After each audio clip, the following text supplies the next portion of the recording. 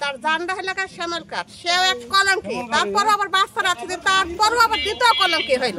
এর মতন কলঙ্কি আর পৃথিবীতে নেই। ওই শিশুটা কোনো অন্যায় করেনি, অন্যায় গেলে মা কইছে, শিশু বাচ্চা কোনো অন্যায় করেনি। এর মতন পাপি তারা পৃথিবীতে নেয়। তাই ঝড়ের মধ্যে ফেলে যাবে, তাই ঝড়ের ভিতরে ফেলে দিবে। ও আরো একজনের সাজায় যখন মরে যাবে কবরে, হাসরের মাঠে ওই ছেলে তার দাঁড়াবে। মেহেরপুরের গাংনীতে একটি বাঁশবাগানের ঝোপে ফেলে যাওয়া সদ্যজাত নবজাতক কন্যা শিশুকে উদ্ধার করা হয়েছে। খবর পেয়ে পুলিশ শিশুটিকে উদ্ধার করে চিকিৎসার জন্য গাংনী উপজেলা স্বাস্থ্য কমপ্লেক্সে প্রেরণ করেছে। আজ মঙ্গলবার সকাল 10টার দিকে এই ঘটনা ঘটে।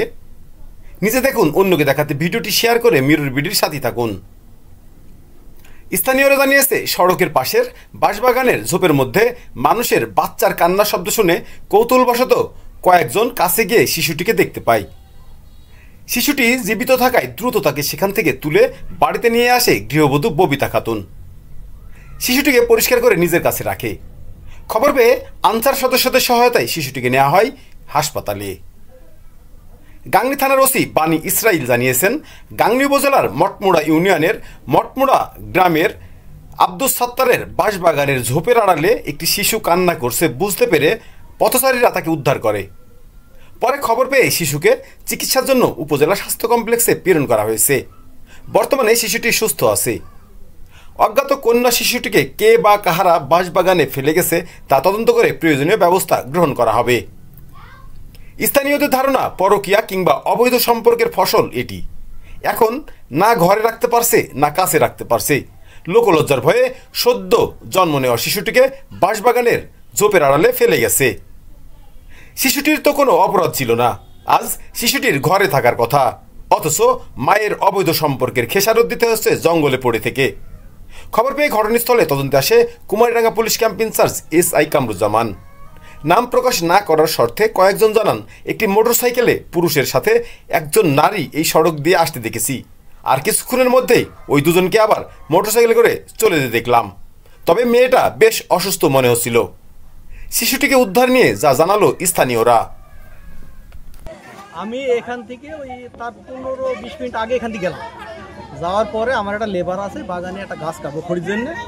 তো গাছ কাটতে গেছি, এর মধ্যে ওই লেবারটা একটা কাঠ থুইতে আইছে, থুইতে আইসে তখন একটা বাচ্চা ছেড়ে দিয়ে গেছে যে এখানে একটা বাচ্চা কাটছে। তো এর মধ্যে ওই বাচ্চাটার কথা ওই দোকানে যে বলিছে ওখানে একটা বাচ্চা কাটছে। তখন তাৎক্ষণিকভাবে দোকানে আমার একটা ছোট ভাই ছিল, ও আবার এই পথ দিয়ে একজন ঘাস নিয়ে আনছিল নদীর ওই পারে থেকে। ওকার বলছে, দেখো তো এখানে ছোট ছেলেটা বলছে যে বাচ্চা কাটছে, এটা দেখো তো। ও আবার তখন দেখছে যে বাচ্চা কাটছে, তখন ওকে বলছে হ্যাঁ বাচ্চা কাটছে।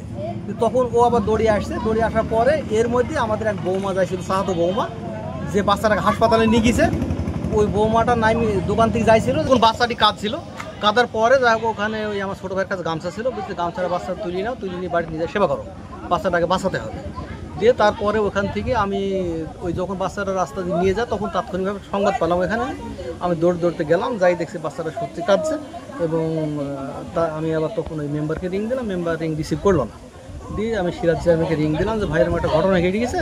তো বললো যে দাঁড়াও, আমি ওসি সাহেবকে রিং দিই।